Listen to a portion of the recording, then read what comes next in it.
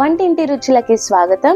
ఇవాళ నేను రాయలసీమ స్పెషల్ మెంతాకుతో పప్పు సింపుల్ గా పర్ఫెక్ట్ టేస్ట్ తో ఎలా చేయాలో చూపిస్తాను. ఇలా మెంతాకుతోనే కాదు, ఏ ఆకుకూరతో అయినా ఇదే కొలతలతో చేసుకోండి, చాలా బాగుంటుంది. ఫస్ట్ ఒక టీ గ్లాస్ నిండా కందిపప్పు తీసుకొని 2 times వాష్ చేసుకోండి. ఇప్పుడు ఒక మీడియం సైజ్ ఆనియన్, 2 టమోటాలు, 10 పచ్చిమిరపకాయలు వేసుకోండి మీ స్పైస్ కి తగ్గట్టు. తర్వాత కడిగి పెట్టుకున్న మెంతాకు కూడా వేయండి అండ్ 1.5 glass వాటర్ వేసుకోండి. ఈ వాటర్ సరిపోతాయి. ఇప్పుడు 1/2 స్పూన్ అంతా పసుపు వేసి విజిల్ పెట్టేసి పొయ్యి మీద పెట్టేయండి. ఒక 4-5 విజిల్స్ వస్తే చాలు. తర్వాత మీడియం లెమన్ సైజ్ అంతా చింతపండు తీసుకొని కడిగేసి పప్పు విజిల్ వచ్చే వరకు నానబెట్టుకోండి.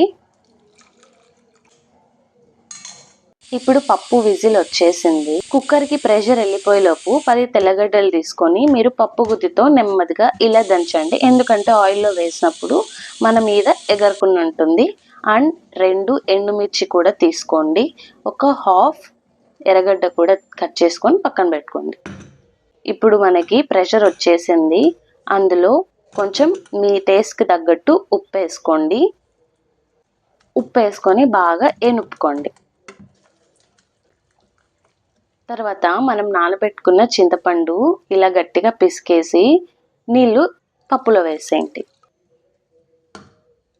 ఇప్పుడు స్టవ్ మీద ఒక గిన్నె పెట్టుకొని 2 స్పూన్స్ ఆయిల్ వేసి ఆయిల్ హీట్ అయ్యాక ఆవాలు చిటపటలాడినాక జీలకర్ర, కట్ చేసి పెట్టుకున్న ఎర్రగడ్డ, తెల్లగడ్డ వేసుకొని బాగా ఎర్రగా వచ్చే వరకు వేయించుకోండి. ఇది వేగాక తుంచి పెట్టుకున్న ఎండుమిర్చి, కరివేపాకు వేయండి. కరివేపాకు అస్సలు స్కిప్ చేయదు, ఈ ఫ్లేవర్ చాలా బాగుంటుంది. ఇప్పుడు ఇంగువ కూడా వేసి బాగా ఎర్రగా వేయించుకోండి. ఎర్రగా వేగినాక పప్పు ఆ తిరగవాతలో వేసేయండి.